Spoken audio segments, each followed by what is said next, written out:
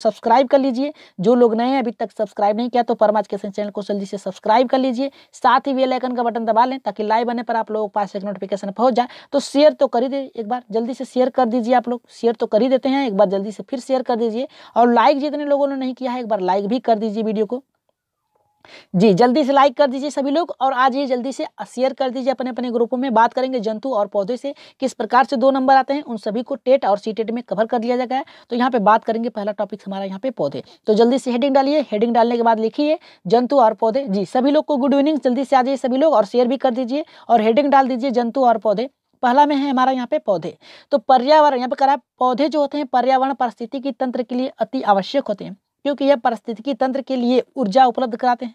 इसके अलावा मनुष्य तथा जीव जंतु भी अपने खाद्य पदार्थों का अधिकांश भाग पेड़ से ही पौधे से ही प्राप्त करते हैं। अगर बात की जाए कि मनुष्य किस प्रकार से पौधे से प्राप्त करते हैं, जिस प्रकार से आप साग सब्जियां खाते हैं प्राप्त कर सकते हैं। मटर का पौधा हो गया, पालक हो गई, गोभी हो गई, ये सब क्या है, पेड़ पौधे के ही भाग है ना, अंश ही हैं उसके, उनसे भी प्राप्त करते हैं। यानी हर एक व्यक्ति, हर एक जीव एक दूसरे पे निर्भर होता है। तो हम कह सकते हैं पेड़ पौधे जो होते हैं हमारे लिए बहुत ही उपयोगी हैं। एक तो उपयोगी इसलिए हैं क्योंकि ये ऑक्सीजन भी हमें प्राप्त कराते हैं। अब एनसीईआरटी की लाइन हमारी सीधे सीधे क्या है, इसे देख लेते हैं। बालकों का अपनी बाल्यावस्था में ही पेड़ पौधे आदि से परिचित होता है, इसलिए परिवार के सदस्यों को चाहिए कि वो बालकों को पेड़ पौधे के विषय में आवश्यक जानकारी दें ताकि पौधे बालक के लिए लाभकारी हो। यानी जो बालक हैं उनको हर अपने परिवेश में हर वस्तुओं से क्या करना चाहिए, उनको परिचित कराना चाहिए ताकि वो हर चीज़ सीख सके। विद्यालय में जाने के बाद उनका जो अधूरा ज्ञान है वो पूर्ण हो सके। तो इसलिए हमें क्या करना चाहिए, बालकों को पर्यावरण के साथ जोड़कर उन्हें हर एक क्रियाओं को कराना चाहिए। तो एनसीईआरटी का यही लाइन है कि बाल्यावस्था में बालकों को हर एक बारे में, हर एक जंतु जीव पौधे के बारे में परिचित कराना चाहिए। आगे बढ़ते हैं यहाँ पे नेक्स्ट टॉपिक से। देखिए आज के टॉपिक से अगर अच्छे लग रहे हैं तो एक बार लाइक कर दीजिए सभी लोग जल्दी से, ठीक है। अब बात करेंगे पौधे के भाग या उनकी भूमिकाएं क्या होती है। देखिए आप लोगों को पता है कि पौधे के अनेक अनेक भाग होते हैं और उनकी भूमिकाएं भी अनेक अनेक होती हैं। तो उनकी भूमिकाओं में पहले हम बात करेंगे जड़ के बारे में, फिर तना के, फिर पत्ती के, फिर फूल में। तो चलिए देखते हैं यहाँ पे क्या करा है हमारा। पहला ये है कि सभी पौधे जड़, तना, पत्ती, फल एवं फूल पाए जाते हैं, ठीक है। सभी जो पौधे होते हैं उसमें क्या पाए जाते हैं, पौधे कोई भी हो उसमें जड़ पाया जाता है, तना पाया जाता है, पत्तियां भी पाए जाते हैं, फल भी पाए जाते हैं एवं फूल पाए जाते हैं। जबकि कवक जो होता है, कवक मिस होता है शैवाल, ठीक है, आदि इस प्रकार की यहाँ पे चीजें हैं दिखाई नहीं देती। इस प्रकार की चीजें शैवाल में नहीं। देखिए शैवाल जो होता है अधिकतर आप देखेंगे तैरता हुआ पाया जाएगा, यानी उसमें आप नहीं पा सकते हैं, जड़ नहीं पा सकते हैं, पत्तियां नहीं पा सकते हैं, ठीक है। काई के रूप में होता है अधिकतर देखेंगे, जहां पर पानियां इकट्ठा होती हैं उनके किनारे किनारे टंकियों में क्या होते हैं, काई लग जाती है, यानी उसे ही शैवाल कहा जाता है। अब बात करेंगे यहाँ जड़ की। देखिए बहुत ही अच्छा है यहाँ पे टॉपिक से, और लाइक कर दीजिए एक बार सभी लोग, ठीक है। एक बार लाइक कर दीजिए सभी लोग, शेयर भी कर दीजिए जल्दी से। जी यह पौधे का वह भाग होता है जो प्राय भूमि के अंदर रहता है। जड़ 2 प्रकार के होते हैं, मूसला एवं झगड़ा। मूसला, देखिए मूसला जड़ क्या होते हैं, सबसे महत्वपूर्ण ये बात बनता है, सीटेट में सब लोग कंफ्यूजन हो जाते हैं कि मूसला जड़ क्या होती है और यहाँ पे जो झगड़ा जड़ होती है। झगड़ा जड़ का मतलब है एक दूसरे में गुच्छे हुए जड़ें। जैसे आप झगड़े की जड़ की बात करेंगे तो आप गेहूं के बीज को देख लीजिए, पौधे को देख लीजिए, उसको जब जमीन से उखाड़ेंगे तो उसके नीचे जो दिखेंगे इस प्रकार से, किस प्रकार से, इस प्रकार से उनकी जड़ें होती हैं, एक दूसरे में लगे होते हैं, घने होते हैं। लेकिन अगर बात किया जाए मूसला जड़ की तो आप मूसला जड़ में एक उदाहरण रखा गया है यहाँ पे गाजर के रूप में, ठीक है। किसके रूप में, गाजर के रूप में रखा गया है। मूली भी देख सकते हैं, गाजर भी देख सकते हैं, शलजम भी देख सकते हैं। इन सब जो होते हैं ये मूसला जड़ होते हैं, जो क्या होते हैं जमीन के अंदर होते हैं। उनके जड़ें जो होती हैं उसे खाया जाता है। क्या खाया जाता है, उसे खाए जाते हैं उसे। और इनके तने जो होते हैं फूल जाते हैं, फूल जाने के बाद क्या होते हैं, इन्हें हम खाते हैं। हम नेक्स्ट टॉपिक्स पे आगे बढ़ेंगे। यहाँ पे प्रश्न भी आप लोगों के लिए रखे गए हैं, बहुत ही टॉप प्रश्न रखे गए हैं, जो कि बहुत ही महत्वपूर्ण टॉप प्रश्न है, जहां से आप लोगों को मिलते हैं प्रश्न। अब बात करेंगे जड़ का महत्व। जड़ का महत्व क्या होता है, ये तो आप सभी लोगों को पता है कि पौधों को खड़े रहने के लिए भी जड़ की आवश्यकता होती है। यानी जड़ अगर पौधे जड़ कमजोर है तो पौधे गिर जाते हैं। तो यहाँ पे यह पौधों को जमीन में पकड़े रहते हैं तथा जमीन से जल और खनिज पदार्थों को अवशोषित करके तने के विभिन्न भागों में पहुंचाते हैं। अगर बात किया जाए, ये मान लीजिए आपका पौधा है और इनकी जड़ें हैं, ठीक है। ये क्या करती हैं, जलों को और खनिजों को अवशोषित करके क्या करती हैं, अनेक अनेक भागों में क्या करती हैं, ये पहुंचाती हैं, ठीक है। अब बात करेंगे यहाँ पे हम अपने अलग, यहाँ पे जो हमारा तना है ये तो आप लोग पढ़ लिए कि यह पौधे का वो भाग होता है जो भूमि के ऊपरी भाग में होता है, हरे रंग का होता है और टहनियाँ पत्तियों से निकली होती हैं। अब जैसे क्या होता है कि अगर टहनियाँ किस प्रकार से निकलती हैं तो थोड़ा सा देख लीजिए। ये आपका पौधा है, ये आपकी टहनियाँ है, इसी से पत्तियाँ भी निकली रहती हैं, ठीक है, इसी से पत्तियाँ निकली रहती हैं। तो आप समझ ही गए हैं, बार बार आप लोग देखे हैं, आप लोग मैच्योर हो गए हैं, आप किशोरावस्था में भी हैं, ठीक है, किशोरावस्था से भी आप ऊपर चल रहे हैं। तो यहाँ पे आप लोगों को ये बस आप लोगों को बस देखना है कि किस प्रकार से हमारे प्रश्न आते हैं, किस प्रकार से टॉपिक्स बनते हैं। अब बात करेंगे तने के महत्व। तने के महत्व में क्या होता है, ये जड़ द्वारा अवशोषित जल खनिज पदार्थों को पत्ती एवं पौधों के अन्य भागों में पहुंचाने का कार्य करता है। जैसे हो गया आलू हो गया, अदरक हो गया, ये जैसे कुछ तने जमीन के अंदर भी होते हैं जो जिससे हम खाते हैं। जैसे क्या है, अदरक हो गया।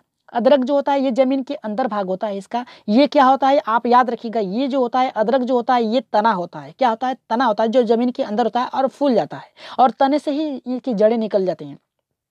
और आलू को भी देख लें, आलू भी एक तना ही है, याद रखिएगा, आलू का जो भाग है ये पेड़ का, ये भी तना ही है जो जमीन के अंदर होता है, याद रखिएगा। अब नेक्स्ट टॉपिक जो है हमारा यहाँ से प्रश्न आपके बनने चालू हो जाएंगे।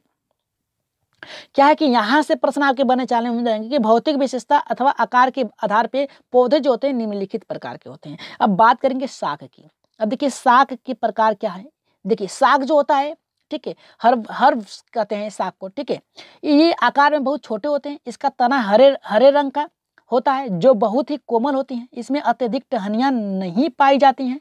इसके उदाहरण के लिए कह सकते हैं कि धनिया, मेथी, पालक। इसमें टहनियाँ क्या होती हैं, आप देख सकते हैं, ये टहनियाँ होती हैं। पेड़ का जो भाग होता है उसकी जो टहनियाँ होती हैं इसमें नहीं होती। ये पेड़ के भाग से ही निकल जाते हैं, ठीक है, डायरेक्ट ये निकल जाते हैं। पालक का रूप है आपका पौधे का, ये भी देखते हैं इसमें टहनियाँ अधिकतर नहीं पाई जाती, ये हमेशा हरे रंग के होते हैं।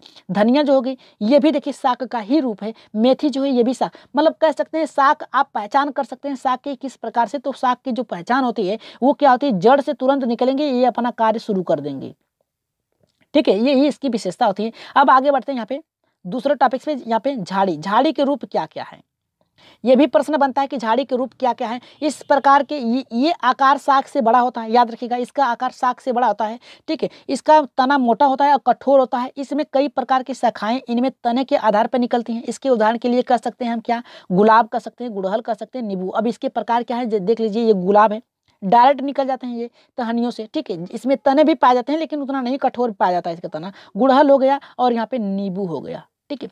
ये साग का ही उदाहरण है लेकिन ये बड़ा होता है साग से। अब आगे बढ़ते हैं, यहाँ पे लताएं, यहाँ से आपके प्रश्न बनेंगे। ईश्वर है कि यहाँ से प्रश्न आपके बनते हैं और बनेंगे भी, और किस प्रकार से बने उन सबको रखा गया है, याद रखिएगा, ठीक है। बात करेंगे यहाँ पे यह वो पौधा होता है जो अत्यंत कमजोर होता है, ठीक है। ये सीधे स्थिर नहीं होते हैं। इनके स्थिर रहने के लिए सहायता की आवश्यकता होती है। इसके दो वर्ग होते हैं, पहला जो होता है विसर्पी लता, दूसरा आरोही लता, ठीक है। विसर्पी लता क्या होता है, आरोही लता क्या होती है, थोड़ी सी इसके बारे में थोड़ा सा जान लेते हैं। समान रूप से यह लताएं जमीन की बहुत बड़े भूभाग पर फैली होती हैं। इसके उदाहरण के लिए कह सकते हैं खीरा, खरबूजा, तरबूजा और पुदीना। ये जो होती हैं जमीन के बहुत बड़े भूभाग, यानी इनको फैलने के लिए जमीन की एवं के आते जगह की आवश्यकता होती है, जगह इनके लिए पर्याप्त चाहिए। जैसे खरबूजा हो गया, तरबूजा हो गया, ठीक है, पुदीना हो गया, ये सब क्या होते हैं, ये विसर्पी लताएं होती हैं, यानी एक दूसरे से जुड़कर आगे बढ़ते हैं, ठीक है। अब बात करेंगे आरोही क्या होता है, ये बताएं कि ढांचे, ये बताने के लिए देखिए क्या होता है कि ये लताएं जो होती हैं, यहाँ पे देखिए ये बताएं नहीं होगा, ये लताएं होंगी, ठीक है। ये लताएं किसी ढांचे की सहायता से सीधे खड़ी होती हैं या ऊपर चढ़ती हैं, जिससे यह वृक्ष के तने के चारों ओर लिपटी होती हैं। इसके उदाहरण के लिए क्या कह सकते हैं कि मनी प्लांट होते हैं, मटर होते हैं, अरबेल होते हैं इत्यादि। यही सब होते हैं आपके आरोही लता। आगे बढ़ते हैं, ज़्यादा समय नहीं गवाएंगे, अपने प्रश्नों पे बढ़ेंगे। बस 2 टॉपिक्स आपका और रह गया, फिर इसके बाद हम क्या करेंगे, अपने प्रश्न पे आगे बढ़ेंगे क्योंकि टाइम भी अधिक है। यहाँ पे बात करके कुछ विशेष पौधे जैसे वृक्ष जो निम्नलिखित होते हैं। पहले बरगद के यहाँ से भी प्रश्न बने आपके, और यहाँ पे क्रोटेन की भी यहाँ पे बनते हैं। क्रोटोन से और बरगद से किस प्रकार से पौधे आपके प्रश्न बने हैं वो आपको अभी समझ में आएगा और आप लोग उलझ जाएंगे उस प्रश्नों पे। देखिएगा किस प्रकार से सीटेट में आते हैं। ये करा कि ये विशाल काय वृक्ष होता है जिसकी यहाँ पे फैलाव अधिक होती है। इसकी शाखाओं से जड़ें निकलती हैं, यह स्तंभ की तरह जड़ें काम करती हैं। याद रखिएगा प्रश्न बनता है कि बरगद की विशेषता क्या होती है, इसकी जड़ें निकली होती हैं स्तंभों से और स्तंभ का कार्य करते हैं, याद रखिएगा। अब क्रोटेन क्या होता है ये देख लीजिए, यहाँ से भी प्रश्न बना है सीटेट में। यह पौधा फसल के साथ बोया जाता है, ठीक है। ये देखिए क्रोटेन है और ये बरगद है, देखिए यहाँ से लटके हुए हैं इसकी शाखाएं।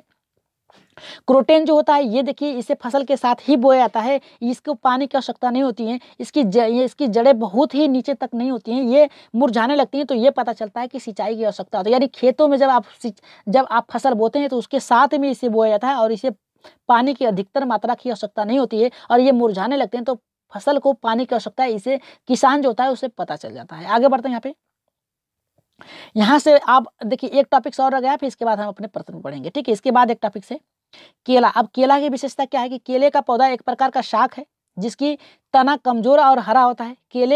केले का फूल और फल खाया जाता है। अगर प्रश्न बनते हैं कि कौन सा पौधा ऐसा है जिसके फल और फूल दोनों खाए जाते हैं, तो आप कह सकते हैं केले का। ठीक है, अब बात करेंगे खेजड़ी, जहां से आपके प्रश्न बनते हैं।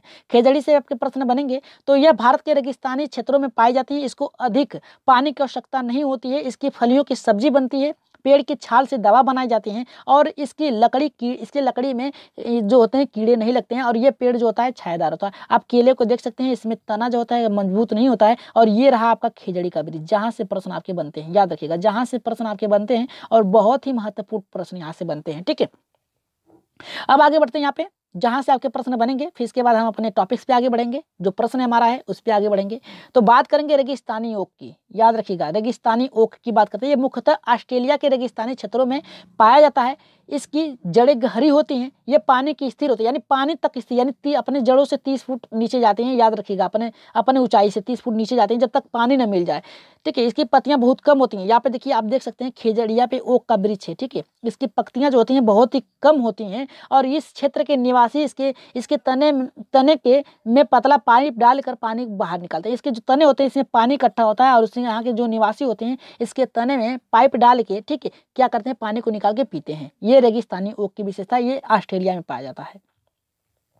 अब बात करेंगे यहाँ पे घटपर्दी पौधा यानी नेपंथनिस। यहाँ पे देखिए प्रश्न बनते हैं आपके कि यह पेड़ कीड़े मकोड़े, मेढकों, चूहों व छोटे जीवों को खा जाता है, इसलिए इसको कीटभक्षी पौधा भी कहा जाता है। इसका आकार लंबा घड़े जैसा होता है।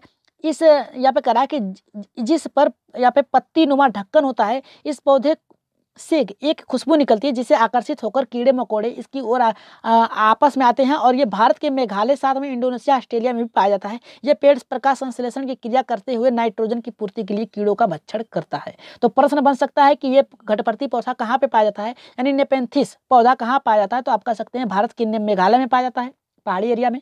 फिर इसके बाद कर सकते हैं इंडोनेशिया में पाया जाता है, ऑस्ट्रेलिया में पाया जाता है। ठीक है, तो यहाँ पे आप देख सकते हैं ये रहा इसका ढक्कन नुमा मुंह हो गया। यहाँ पे देख सकते हैं इस प्रकार से ढक्कन नुमा बना हुआ है और ये इसमें से एक सुगंधित यानी खुशबू निकलती है। जो गंध होता है इसको आकर्षित करता है कि इसको जीवों को और इसके अंदर चले जाते हैं और उसी में फंस के क्या होते हैं, ये मर जाते हैं और इससे जो नाइट्रोजन की पूर्ति करता है ये गिटपक्षी पौधा। आगे बढ़ते हैं यहाँ पे अपने पौधों पे। अब बात करेंगे प्रश्न जो हमारे यहाँ से बन रहा है। तो अगर प्रश्न तक करने के लिए तैयार है तो एक बार यस कर दीजिए सभी लोग और चलिए अपने प्रश्नों पे आगे बढ़ते हैं। पहला करा कि कीटभक्षी पादप जिस मृदा पर उगते हैं उसमें से कौन सा तत्व नहीं होता है। पहला करा है नाइट्रोजन, कार्बन, सल्फर, पोटेशियम। तो राइट आंसर यहाँ पे क्या जाएगा, देखिए वो कीड़ों मकोड़ों का जो नेपेंथिस पौधा होता है कीड़े मकोड़ों को मारता है, मारने के बाद क्या करता है, नाइट्रोजन की पूर्ति के लिए करता है। तो ये कहा है जहां पर उगते हैं उनमें कौन सा तत्व नहीं होता है, तो नाइट्रोजन की पूर्ति करने के लिए करता है, तो नाइट्रोजन नहीं होता है। राइट आंसर जाएगा यहाँ पे किसके साथ जाएगा, पहले के साथ जाएगा। एक बार लाइक कर दीजिए सभी लोग, एक बार लाइक कर दीजिए जल्दी से सभी लोग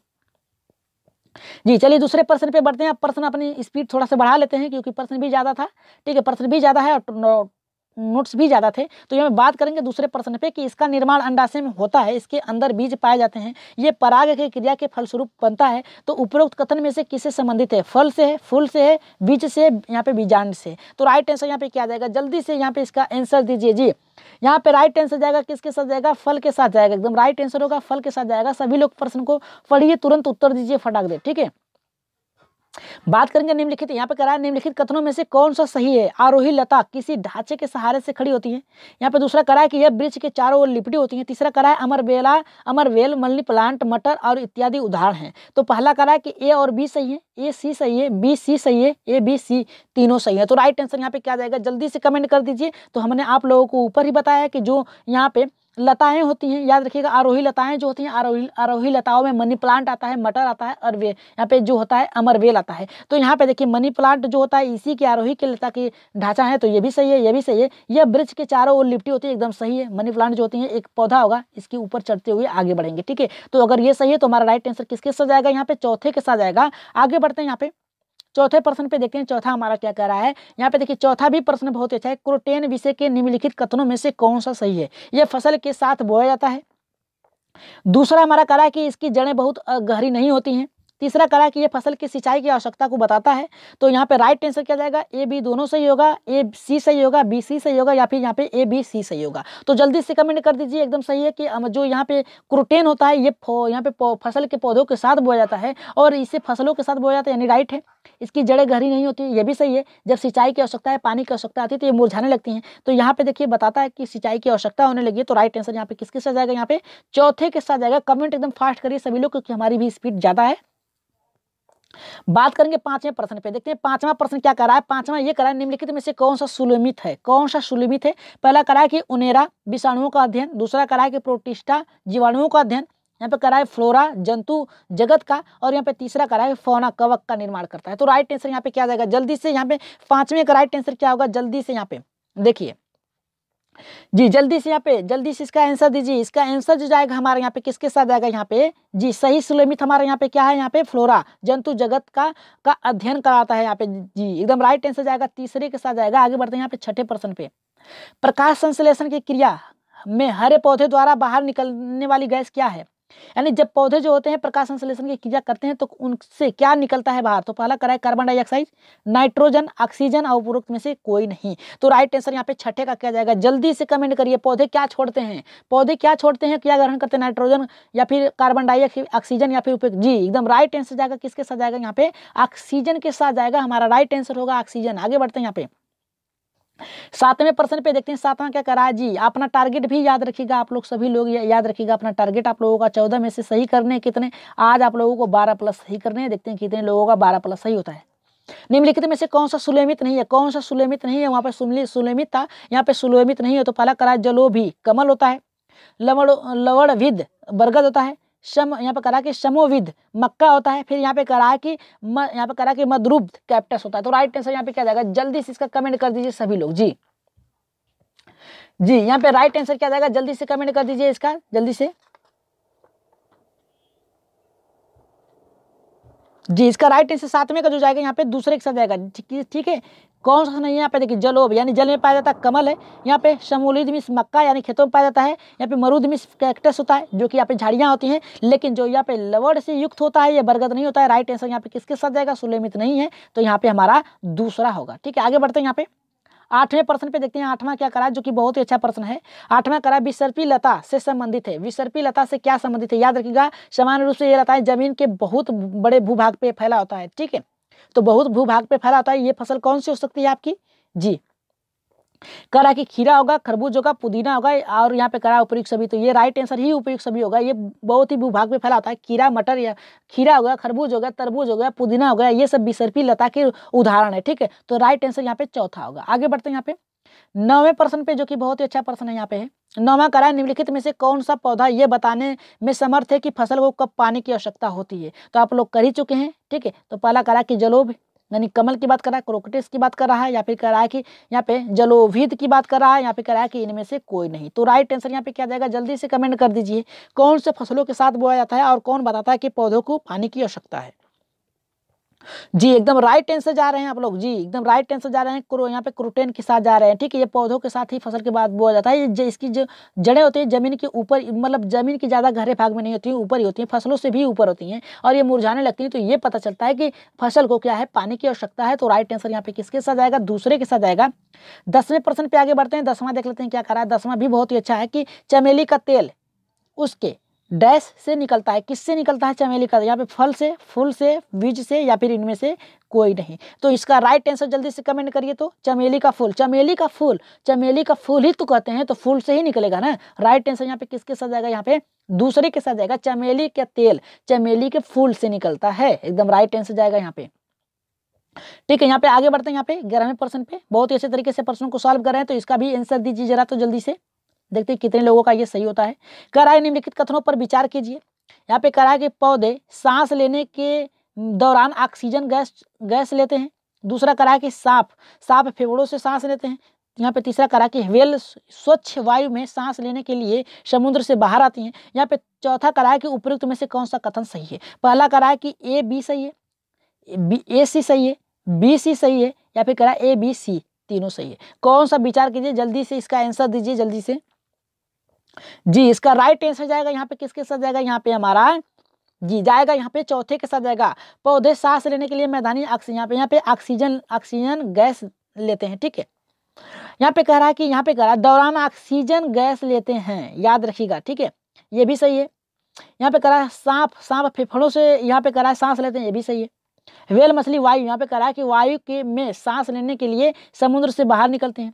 उपरोक्त में से कौन सा कथन सही है? तो कौन सा कथन सही है? राइट आंसर यहाँ पे जाएगा ABC। यहाँ पे देखिए कह रहा है, यहाँ पे राइट आंसर जाएगा, यहाँ पे देखिए पौधे सांस लेने के दौरान क्या करते हैं? ऑक्सीजन गैस लेते हैं, तो ये नाइट्रोजन होता है, ठीक है, ये छोड़ते हैं, तो ये भी हमारा गलत है, लेकिन ये भी गलत है।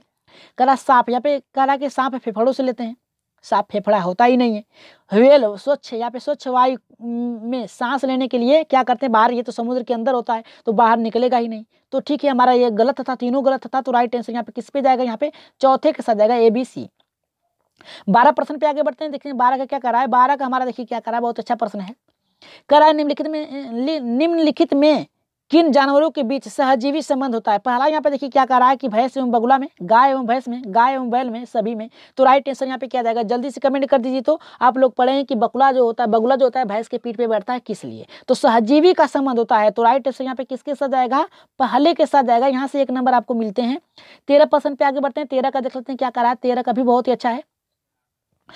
एक पक्षी, यहाँ पे कह रहा है पक्षी एक ही समय में 2 विभिन्न वस्तुओं को देख लेते हैं, क्योंकि यहाँ पे देखिए क्या कह रहा है कि वे अपनी गर्दन को घुमाते रहते हैं। कह रहा है कि उनके सिर के दोनों ओर आंखें होती हैं। तीसरा कह रहा है कि उनकी आंखों की पुतली घूम नहीं सकती। चौथा कह रहा है कि उपयुक्त सभी। तो 13 का राइट आंसर यहाँ पे क्या जाएगा? जल्दी से कमेंट कर दीजिए, जल्दी से। यानी कि यहाँ पे कह रहा है कि वे अपनी गर्दन को घुमाते रहते हैं। कह रहा है कि उनके सिरों के दोनों ओर आंखें होती हैं, इसलिए एकदम राइट आंसर यहाँ पे क्या जाएगा? यहाँ पे दूसरे के साथ जाएगा, ठीक है। यहाँ पे किसके साथ जाएगा? दूसरे के साथ जाएगा, याद रखिएगा, ठीक है। यहाँ पे दूसरे के साथ जाएगा, हमारा राइट आंसर होगा, ठीक है। गर्दन घुमाते हैं इसलिए देख लेते हैं विभिन्न वस्तुओं को, क्या ऐसे नहीं मतलब है। इनके सिर जो होते हैं, याद रखिएगा, इनके सिर जो होते हैं, इनके सिर के ऊपर होते हैं आंखें, ठीक है, ऊपर होते हैं, इसलिए क्या करते हैं? ये देख लेते हैं। तो राइट आंसर यहाँ पे जाएगा हमारा, यहाँ पे दूसरे के साथ जाएगा। आगे बढ़ते हैं यहाँ पे 14